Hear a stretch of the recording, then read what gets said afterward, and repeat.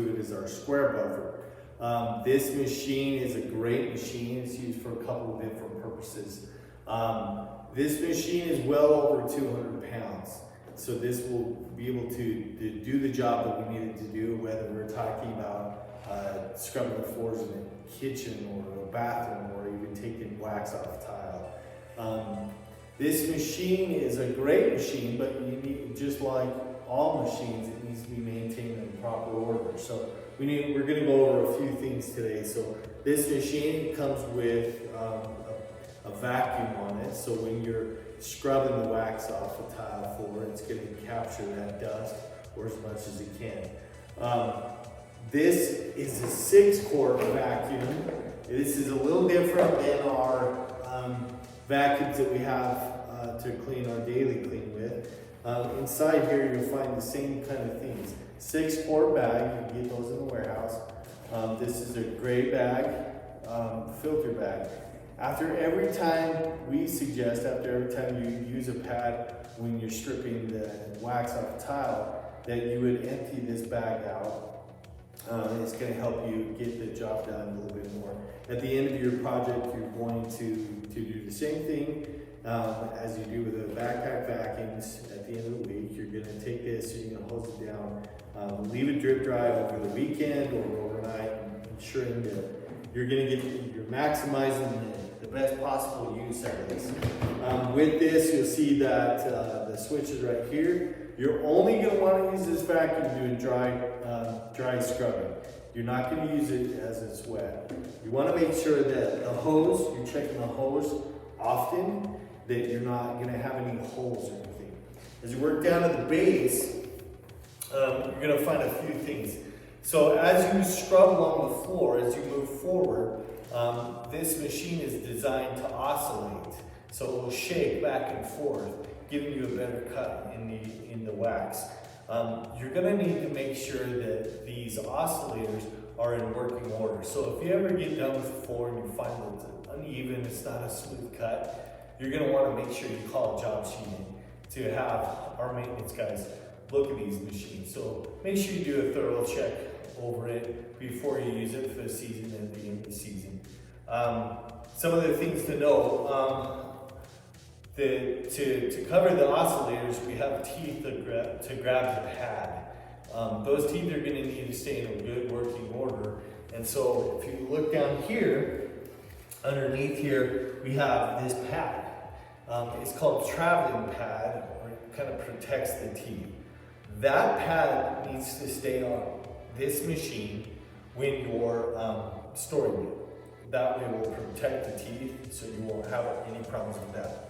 Of course, you have this gate, and then it's on. Otherwise, like I said, it's 200 pounds. It's very difficult to move if you don't have this skate. We also have this dust skirt. It needs to be in good working order all the way around. If you need replacements, you can contact custodial administration on that one too. It is held on by a Velcro strip all the way around the perimeter of the thing. As this moves along, and as this shakes, you're going to find that sometimes it's going to shake loose some of these knobs and bolts and things on the machine. So you need to make sure that every time you use it, when you're done using it, you're checking the bolts, checking the nuts and the knobs, making sure that everything is in working order. And I promise you, if you do that, this machine will last and it will do a great job for you and save you a lot of time. Okay, so now we're going to talk about the different types of pads that you use with your square buffer. First and foremost, you have your red pad. If you notice, this one says travel on it. We use this every time that you are using that machine or storing that machine. You have to have a travel pad on it. That is to keep the teeth from smashing. Once you get ready to use the machine, however, you will want to replace this red pad with a brand new one. You will always have a red pad on the bottom of that machine when you use the next two. The next one we're going to use is the SPP. This can be used on both hardwood floors and VCT tile or waxed floors. The longevity of the pad is based off the surface that you are stripping. The harder the surface, the less square footage you're going to get out of them. The rule of thumb also is you can use both sides. So you put on a brand new red pad, strip with the pad, and once you flip the pad and you get the use of the pad, when you change the broom pad, change out your red pad also. at the same time.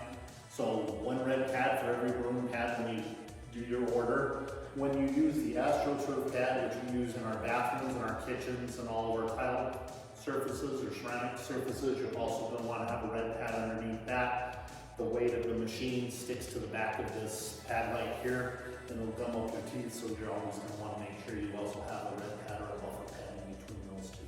So now we're going to actually show you how the pads will go down. So you'll take your first pad, that will go on the surface. Next, you're going to take your red pad, you're going to place that over top of it and center it. You're going to want to come back, put your foot, lift back, get your machine off the skate, wheel it over to the pads that you've already got preset out, line it up, put your foot down, and slowly let it down on those pads.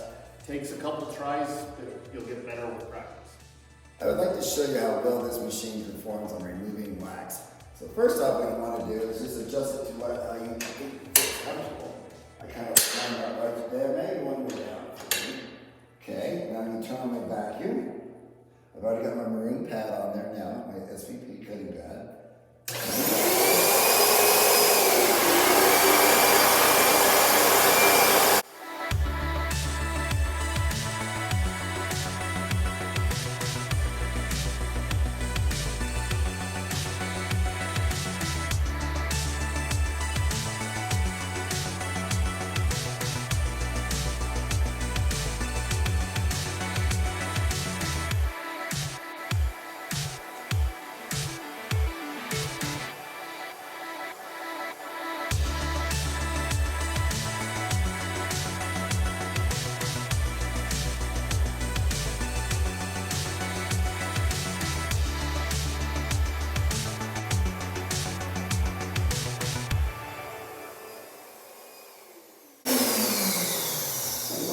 Down here, look how well that cut. There's 2 or 3 layers of worth of wax right there. I would suggest you auto scrub this.